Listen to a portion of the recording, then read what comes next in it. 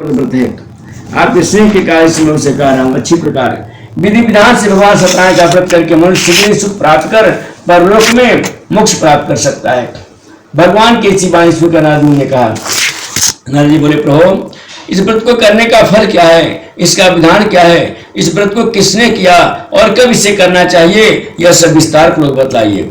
श्री भगवान जी ने कहा, यह श्री सत्यनारायण का व्रत दुख शोक आदि का शमन करने वाला, धन धान्य की वृद्धि करने वाला, सौभाग्य संतान देने वाला तथा सभी प्रकार सर्वत्र सभी जगह विजय प्रदान करने वाला है। कह रहे भगवान कथा सुनने के लिए कोई विशेष दिन और यानी ऐसा जरूर नहीं कि अमावस्या पूर्णिमा को ही हो, जिस दिन मन में किसी भी दिन भक्ति और श्रद्धा से उत्पन्न हो जाए उस समय अर्थात मनुष्य ब्राह्मण बंधु बांधव के साथ धर्म में तत्पर होकर सायंकाल भगवान श्री सत्यनारायण की पूजा करें। नैवेद्य के रूप में उत्तम कोटि के भोजनीय पदार्थ को अर्थात सवा मात्रा में भक्ति पूर्वक अर्पित करना चाहिए। केले का फल, घी, दूध, गेहूं का चूर्ण अथवा गेहूं के चूर्ण के भाव में साक्षरता, चावल का चूर्ण, शक्कर या गुड़, यह सब भक्ष्य सामग्री सवा मात्रा में एकत्र कर निवेदित करना चाहिए, भगवान को भोग लगाना चाहिए। बंधु बांधव के साथ श्री सत्यनारायण भगवान की कथा सुनकर ब्राह्मण को दक्षिणा देनी चाहिए। तदनंतर बंधु बांधव के साथ ब्राह्मण को भोजन कराना चाहिए। भक्ति पूर्वक प्रसाद ग्रह करके नृत्य गीत आदि का आयोजन करना चाहिए। तदनंतर भगवान सत्यनारायण का स्मरण करते हुए अपने घर जाना चाहिए। ऐसा करने से मनुष्यों की अभिलाषा अवश्य ही पूर्ण होती है। विशेष रूप से कलियुग में, इस पृथ्वी लोक में यह सबसे छोटा सा उपाय है। इसलिए स्कंद पुराण श्री सत्यनारायण व्रतायाम प्रथम अध्याय समाप्त। प्रेम से वृंदावन लाल की जय।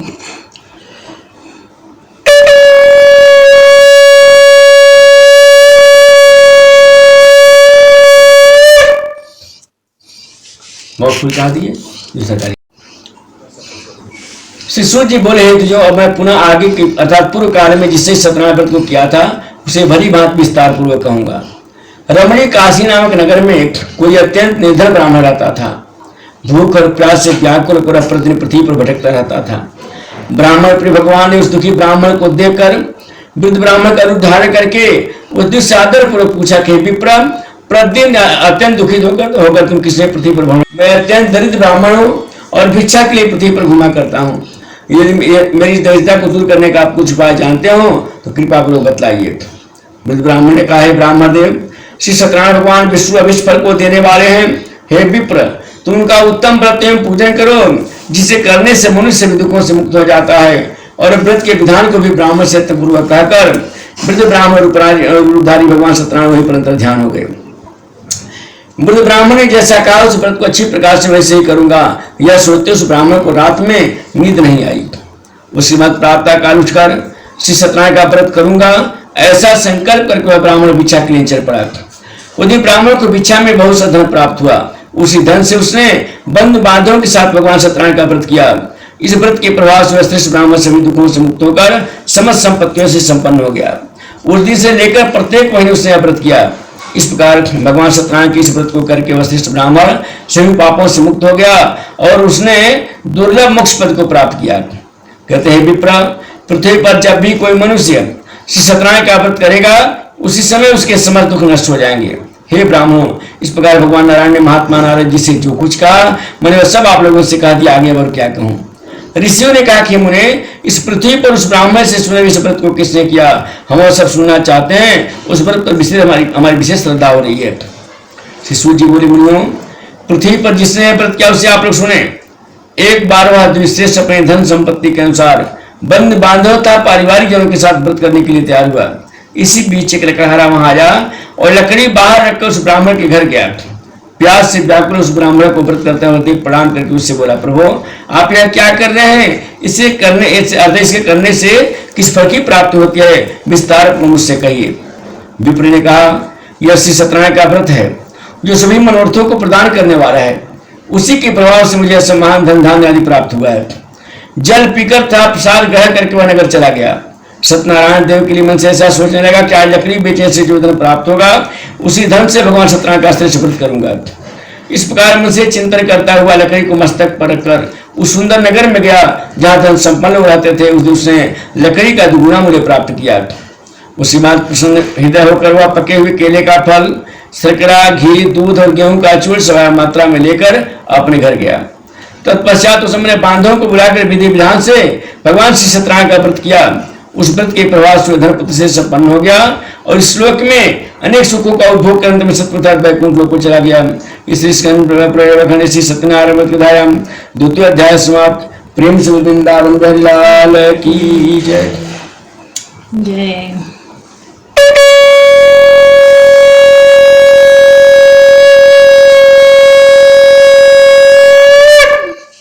पुनः आगे कथा कहूंगा, आप सुने। प्राचीन काल में उल्कामुख नाम का एक राजा था। वह जितेंद्रिय सत्यवादी था, अत्यंत बुद्धिमान था। वह विद्वान राजा प्रतिदिन देवालय जाता और ब्राह्मणों को धन देकर संतुष्ट करता था। कमल के समान मुख वाली उसकी धर्मपत्नी शील विनय एवं सौंदर्य गुणों से संपन्न तथा पति प्राणा थी। राजा एक दिन अपनी धर्मपत्नी के साथ भद्रशिला नदी के तट पर श्री सत्यनारायण का व्रत कर रहा था।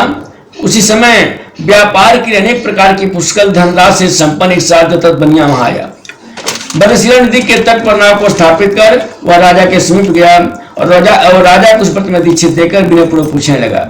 साधु ने कहा, राजन, आप भक्ति हृदय से क्या कर रहे हैं, कृपया सब बताइए, इसे मैं सुनना चाहता हूँ।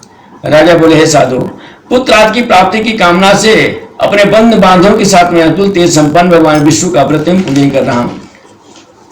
राजा की बात सुनकर साधु ने आदर पूर्वक कहा, राजन, इस विषय में आप मुझे सब कुछ विस्तार से बताइए, कैसे होता है। आपके कथनानुसार मैं प्रतिम पूजन करूंगा, मुझे भी संतत नहीं है, साथ संतान नहीं है, इस अवश्य संति प्राप्त होगी। ऐसा विचार कर वह व्यापार से निवृत्त होकर आनंद पूर्वक अपने घर आया। उसने अपनी भार्या से संतत प्रदान करने वाली सत्यव्रत को विस्तार पूर्वक बताया था। जब मुझे संतत की प्राप्ति होगी तब मैं इस व्रत को करूंगा। इस प्रकार साधु ने अपनी पत्नी लीलावती से कहा। एक दूसरी लीलावती नाम की सती साधु भार्या पति के साथ आनंद से ऋतुकालीन धर्माचरण में प्रवृत्त हुई और भगवान श्री सत्यनारायण की कृपा से उस भार्या गर्भिणी हुई। 10वें महीने में उससे कन्या रत्न की उत्पत्ति हुई और वह शुक्ल पक्ष के चंद्रमा की भांति दिन प्रतिदिन बढ़ने लगी। उस कन्या का कलावती नाम रखा गया। इस बात लीलावती ने अपने स्वामी से मधुर वाणी में कहा, आप पूर्व में संकल्पित श्री सत्यनारायण के व्रत क्यों नहीं कर रहे हैं। साधु बोला, प्रिय, इसके विवाह के समय व्रत करूंगा। इस प्रकार अपने पत्नी को भली भांति अस्वस्थ कर वह व्यापार करने के लिए नगर की ओर चला गया। इधर कन्या कलावती पिता के घर में बढ़ने लगी। उसके बाद धर्म के साधु ने नगर में सखियों के साथ क्रीड़ा करते हुए अपने कन्या को विवाह योग्य देखकर आपस में विचार करके कन्या के विवाह के लिए श्रेष्ठ वर का अर्थात अनुसार श्रेष्ठ वर खोजो, ऐसा दूत से कहकर शीघ्र उसे भेज दिया। उससे आज्ञा प्राप्त करके दूत कांचन नामक नगर में गया और वहां से एक बनिया का पुत्र लेकर आया। उस साधु ने उस बड़ी की पुत्र को सुंदर और गुणों से संपन्न देखकर अपनी जात के लोगों तथा बंधु बांधवों के साथ संतोष विधि विधान से बड़ी पुत्र के हाथ में कन्या का दान कर दिया। उसमें सात दुर्भाग्यवश भगवान का उत्तम व्रत भूल गया। पुरुष संकल्प के अनुसार विवाह के समय प्रयत्न करने के कारण भगवान उस पर रुष्ट हो गए। कुछ समय के बाद अपने व्यापार कर में कुशल व साधु बड़ी काल की प्रेरणा से अपने दामाद के साथ व्यापार करने के लिए समुद्र के किनारे स्थित अर्थात रत्नसारपुर नामक सुंदर नगर में गया और अपने श्री संपन्न दामाद के साथ वहां व्यापार करने लगा। उस बाद दोनों राजा चंद्रकेतु के उस नगर में गए। उसी समय भगवान श्री सत्यनारायण ने उसे बृहस्पति के देखकर इसे दारू कठिन और महान दुख प्राप्त होगा ऐसा श्राप दे दिया। एक दिन एक चोर राजा चंद्रकेतु के धन चुरा कर वहीं आया जहां दोनों सज्जन वैसे बैठे थे। वह अपने पीछे दौड़ते हुए दूतों को देखकर भयभीत हृदय से धन वहीं छोड़कर शीघ्र छिप गया। इस बाद राजा के दूत वहां आ गए जहां वह सज्जन वैश्य बैठा था। वहां राजा के धन को देखकर वे दूत उन दोनों बड़ी पुत्रों को बांध कर ले आए और हर्षपूर्वक दौड़ते हुए राजा से बोले, प्रभु, हम 2 चोर पकड़ लाए हैं, इन्हें देखकर आप आज्ञा दें। राजा की आज्ञा से दोनों शीघ्र ही देवतापूर्वक बांधकर बिना विचार किए महान कारागार में डाल दिए गए।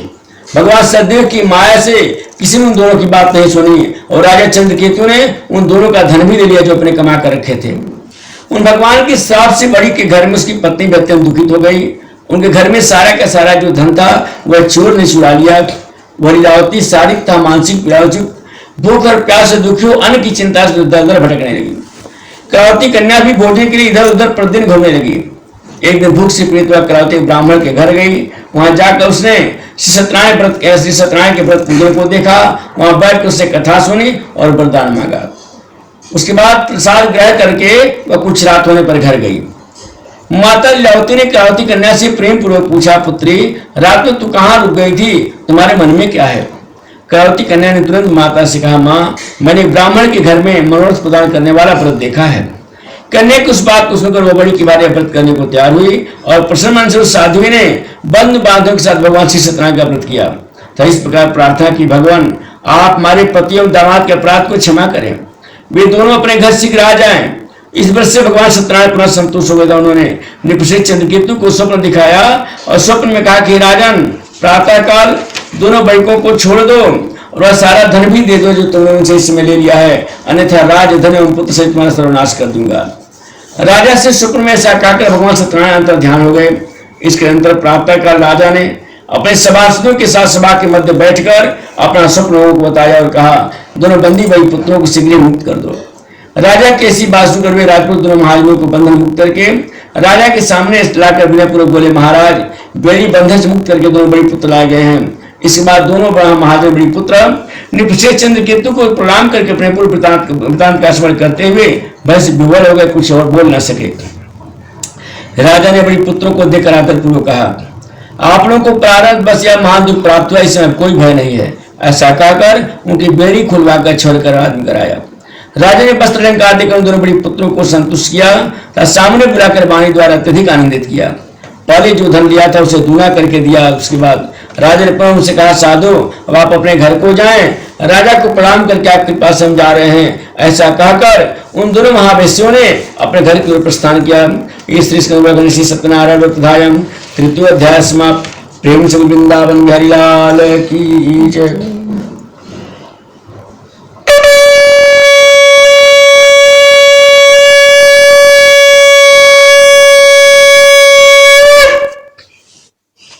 मंगलाचरण कर और ब्राह्मणों को धन देकर अपने नगर के लिए चल पड़ा।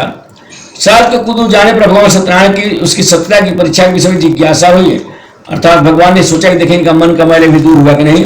भगवान एक सन्यासी का उद्धार किया और जाकर कहते हैं कि हे साधो, तुम्हारी नाव में क्या भरा है। तब धन के मद में चूर दोनों महाजनों ने अवहेलनापूर्वक हंसते हुए कहा, हे धन्य, क्यों पूछ रहे हो, क्या कुछ धन लेने की इच्छा है? हमारी नाव में तो लता और पत्ते भरे हैं। ऐसे निष्ठुर बाणी सुनकर तुम्हारी बात सच हो जाए, ऐसा कहकर दंडी सन्यासी का उद्धार किया। भगवान को दूर जाकर समुद्र किनारे बैठ गए।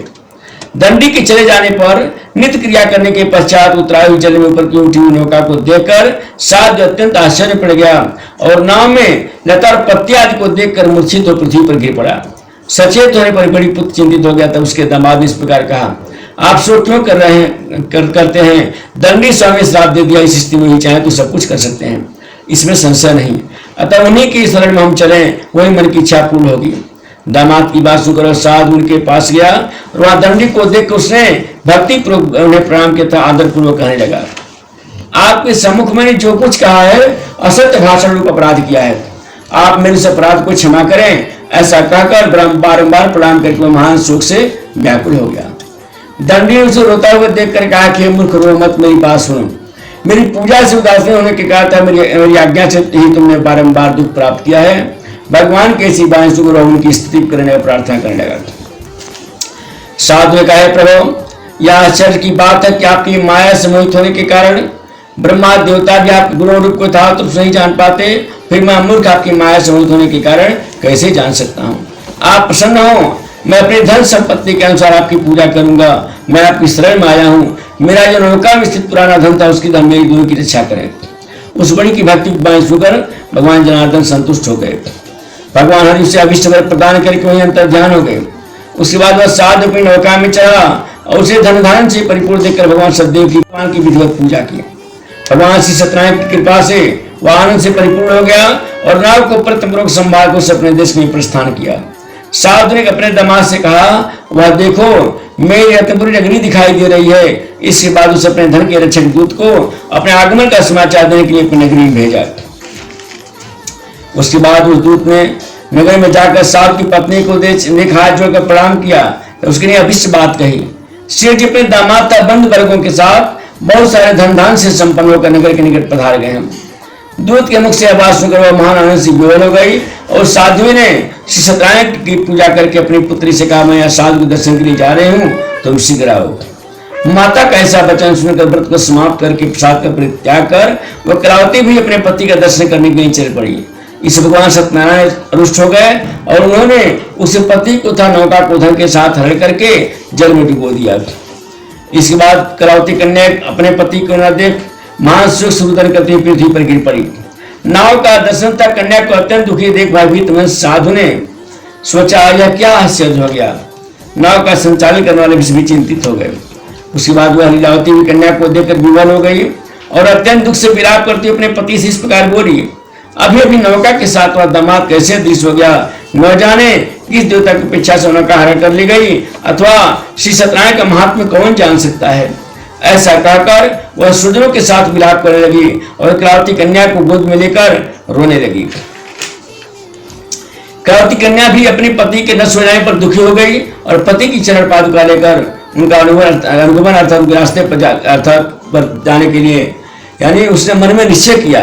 कन्या किस प्रकार के आचरण को देख भार्या सहित वह धर्म साधु बड़ी अत्यंत सुख संतप्त हो गया और सोचने लगा, या तो भगवान सत्यनारायण ने यह दामाद के साथ धनधान से मेरी नौका का अपहरण कर दिया है अथवा हम सभी भगवान सतदेव की माया से मोहित हो गए हैं। अपनी धन शक्ति के अनुसार मैं भगवान सत्यनारायण की पूजा करूंगा। सभी को बुलाकर इस प्रकार का पुरुष अपने मन की इच्छा प्रकट कर बारंबार भगवान सतदेव को दंडवत प्रदान किया। इसी दिनों के परिपालक भगवान सतदेव प्रसन्न हो गए। भक्त भगवान ने कृपा पूर्वक कहा, तुम्हारी कन्या प्रसाद छोड़कर अपने पति को देखने के लिए चली आई है, नीचे इसी कारण उसका पति दृश्य हो गया है। यदि घर जाकर प्रसाद ग्रहण करके अपनाए तो साधो तुम्हारी पुत्री पति को प्राप्त करेगी, इसमें संशय नहीं।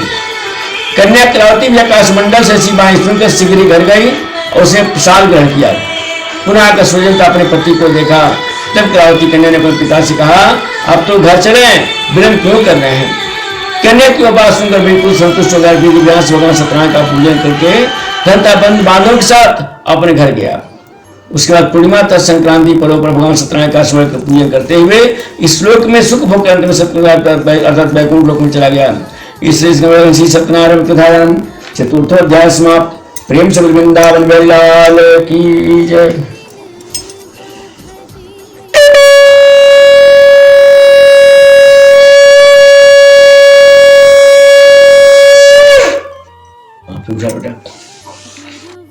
अपनी प्रजा का पालन करने में तत्पर तुंगध्वज नामक एक राजा था। उसे सदैव के प्रसाद का परित्याग करके दुख प्राप्त किया। एक बार वह वन में जाकर वहां बहुत से पशुओं को मारकर बट वृक्ष के नीचे आया। वहां उसे देखा कि गोपगण बंधु बांधवों के साथ संतुष्ट होकर भक्ति पूर्वक भगवान सतदेव की पूजा कर रहे हैं। राजा यह देखकर अहंकार वश वहां गया और उसने भगवान सत्यनारायण को प्रणाम ही किया। इसके बाद पूजन के अंतर सभी गोपगण भगवान का प्रसाद राजा के समीप रखकर वहां से लौट आए और इच्छानुसार उन सभी ने भगवान का प्रसाद ग्रहण किया। इधर राजा को प्रसाद का परित्याग करने से बहुत दुख हुआ। उसका संपूर्ण धन धान्य एवं सभी 100 पुत्र नष्ट हो गए। राजा ने मन में निश्चय किया कि अवश्य भगवान सत्यनारायण ने हमारा नाश कर दिया है, इसलिए मुझे वहीं जाना चाहिए। यहाँ श्री सत्यनारायण का पूजन हो रहा था। ऐसा मन में निश्चय करके वह राजा गोपगणों के समीप गया। उसने गोपगणों के साथ भक्ति श्रद्धा युक्त होकर विधि पूर्वक भगवान सतदेव की पूजा की। भगवान सतदेव कृपा से वह पुनः धन और पुत्रों से संपन्न हो गया। था इस श्लोक में सभी सुखों का उपभोग अंत में सत्पदार्थ वैकुंठ लोक को प्राप्त हुआ। श्री सूत जी कहते हैं, जो व्यक्ति परम दुर्लभ श्री सत्यनारायण के व्रत पूजन को करता है और पूर्णमयता पर बनी भगवान की कथा को भक्ति होकर सुनता है, उसे भगवान सत्यनारायण की कृपा से धन धान्य आदि की प्राप्ति होती है। दरिद्र धनवान हो जाता है, बंधन में पड़ा हुआ बंधन से मुक्त हो जाता है, डरा हुआ व्यक्ति भय से मुक्त हो जाता है। ये सत्य बात, इसमें संशय नहीं। इस श्लोक में सभी चित फलों का भोग प्राप्त करके अंत में सत्पदार्थ वैकुंठ लोक हो जाता है। हे ब्राह्मणों, इस प्रकार मैंने आप लोगों से भगवान सत्यनारायण के व्रत को कहा, जिससे करके मनुष्य सभी दुखों से मुक्त हो जाता है।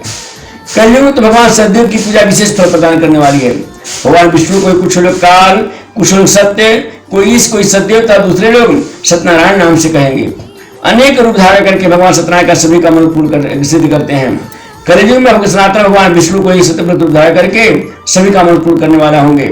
हे श्रेष्ठ मुनियों, जो व्यक्ति ने भगवान सत्यनारायण की व्रत कथा को पढ़ता है, सुनता है, भगवान सत्यनारायण की कृपा से उसके सभी पाप नष्ट हो जाते हैं। हे मुनीश्वरों, पूर्व काल में जिन लोगों ने भगवान सत्यनारायण का व्रत किया था, उनके अगले जन्म का वृतांत कहता हूं, आप सुने। महान प्रज्ञा संपन्न सतानंद नाम के ब्राह्मण सत्यनारायण का व्रत करने के प्रभाव से दूसरे जन्म में सुदामा नामक ब्राह्मण हुए। और जन्म में भगवान श्री कृष्ण का ध्यान करके उन्होंने मोक्ष प्राप्त किया। लकाहारा बिलकुओं का राजा हुआ और अगले जन्म से भगवान श्री राम की सेवा करके मोक्ष प्राप्त किया। महाराज उल्काम दूसरे जन्म में राजा दशरथ हुए, जिन्होंने श्रीरंगनाथ की पूजा करके अंत में वैकुंठ प्राप्त किया। इस प्रकार धार्मिक और सत्यव्रती साधु पिछले जन्म के सतव्रत के प्रभाव से दूसरे जन्म में मुरध्वज नाम का राजा हुआ। उसने आर्य से चीर कर अपने पुत्र का आदिदेव भगवान विष्णु को अर्पित कर मोक्ष प्राप्त किया। महाराज तुंगध्वज जन्मांतर में स्वयंभू मनु हुए और भगवत संबंधी संपूर्ण कार्यों का अनुष्ठान करके वैकुंठ लोक को प्राप्त हुए। जो गोपकर थे विश्व जन्मांतर में ब्रजमंडल में निवास करने वाले गोप हुए और सभी राष्ट्रों का संहार करके उन्होंने भी भगवान का शाश्वत धाम गोलोक प्राप्त किया। इस कृषि सत्यनारायण कथायाम पंचमोध्याय समाप्त। प्रेम से वृंदावन बिहारी लाल की जय।